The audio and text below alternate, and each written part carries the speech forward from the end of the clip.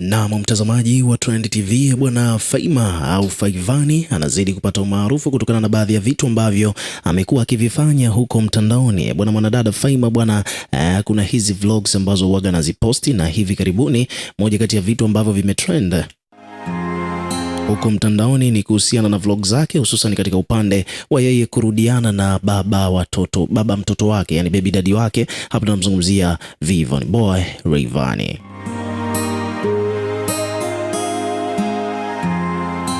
Kama unavyoelewa bwana, Rayvanny ni moja kati ya wasanii ambao wako na fan base kubwa, lakini kikubwa zaidi ambacho huaga kina make headline kumhusu Rayvanny na Faima bwana, huaga wako na ile relationship ya kurudiana kuachana, na hivi karibuni kitu ambacho tumekishuhudia ni kwamba Rayvanny ameamua tena kurudiana na Faima kwa mara nyingine, na ndio maana hata siku kadhaa zilizopita tulimuona Faima akiwa ana enjoy maisha akiwa yuko na Rayvanny kipindi kile cha mwishoni kabisa wa mfungo wa Ramadhani, ambapo katika mwezi wa mtukufu tulimuona Faima akiwa anafuturu pamoja na Rayvanny baada ya kwenda katika moja kati ya venue ambazo waliamua kwenda kufuturu.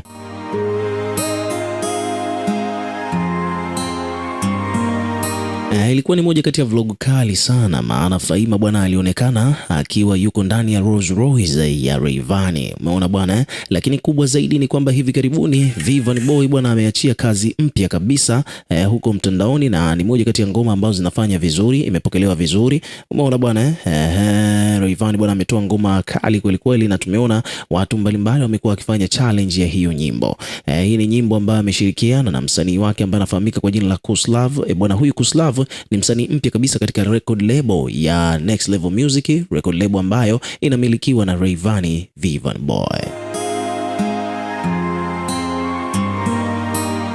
Sasa katika mchakato wa kuweza kuipopularize hiyo ngoma ambayo Rayvanny ameitoa akiwa ameshirikiana na msanii wake huyo mpya kabisa katika record label ya Next Level Music ambaye anafahamika kwa jina hilo la Kuslav, ni kwamba wameamua kuposti challenges lakini na baadhi ya vitu vingine. Sasa katika hizo challenge bwana, ndipo hapo bwana unakutana moja kwa moja na challenge nyingine ambayo ameamua yeye mwenyewe Rayvanny kuifanya akiwa yuko na mkewe bibi Faima.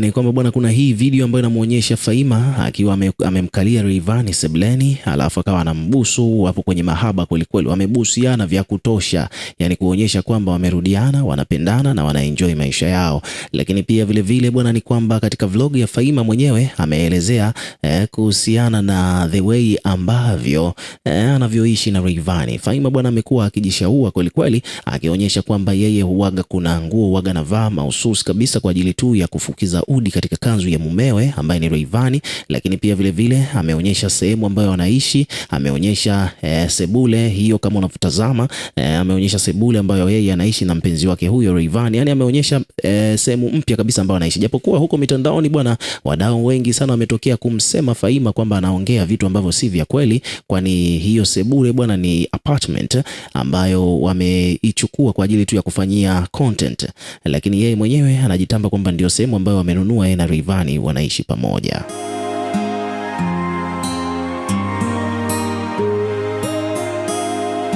Kwa hiyo vitendo hivyo ambavyo Faima amevifanya bwana vimekuwa na backlash, yani watu wamekuja kumsema, na moja kati ya watu wa awali kabisa kumsema Faima kwa hivi ambavyo amevifanya ni Mr Pimbi. Mr Pimbi hakupendezwa kabisa na kitendo cha Faima kuonekana akiwa amemkalia Rayvanny wanabusiana alafu ameposti mitandaoni. Kwa Mr Pimbi akaandika kwamba bwana, wanaheka jamani, mke na mume, hii nyimbo si posti tena, maana shemeji kaja mpaka WhatsApp kanipa onyo kali sana, sirudii tena, mwisho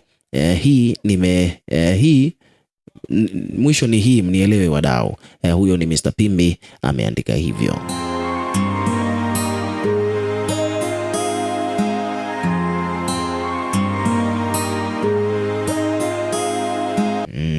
Lakini Lakini pia vile vile bwana, ukiachana na hilo kitu kingine ambacho kimehappen bwana ni kwamba kuna bidada anaitwa Gift. Huyu Gift yeye bwana ni mtu ambaye huaga anapenda sana kuwachamba wasanii pale anapoona kwamba wameteleza au wamefanya vitu ambavyo havi make sense, vitu vibaya vya ajabu ajabu vya hovyo.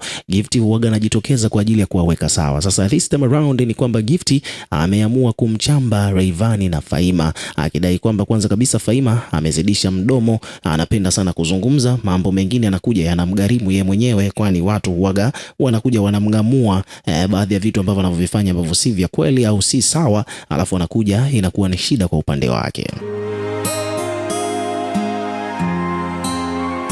Sasa hapa bwana, nataka umsikilize mwanadada Gift akiwa na mchana Faima.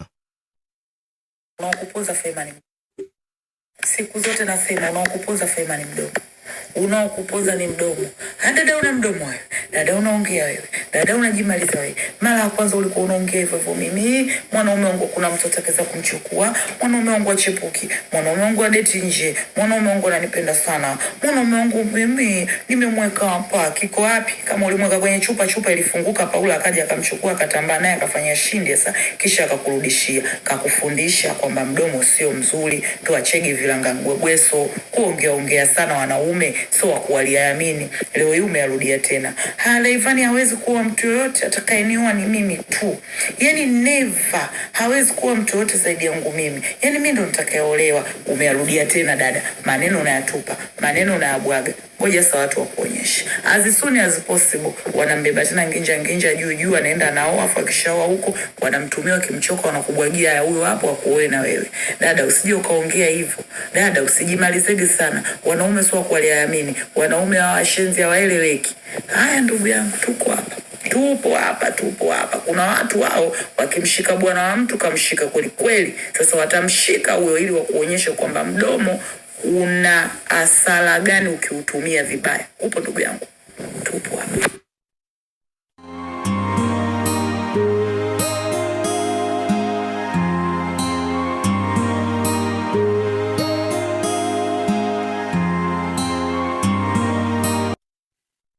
So hiyo ni maneno hayo kutoka kwa mwanadada Gift akiwa ameweka bayana kuhusiana na kile ambacho kimehappen. Lakini pia ukiachana na hilo ni kwamba hapa kuna mtu hapa anaitwa Shadi amekuja kuweka maoni yake hapa katika comment section. Ameandika kwamba jamani, mbona mnampangia huyu dada maisha? Kuna mwingine anasema bwana dada, acha kuchamba wewe, hebu fanya vitu taratibu. Kuna mwingine hapa anasema kwamba bwana unajishaua tu rohoni unaumia. Mwingine anasema kwamba bwana msamba mwenzangu hajielewi huyo, watu wanatoa mpaka speaker na pia vile vile mwisho wa siku wanaachwa.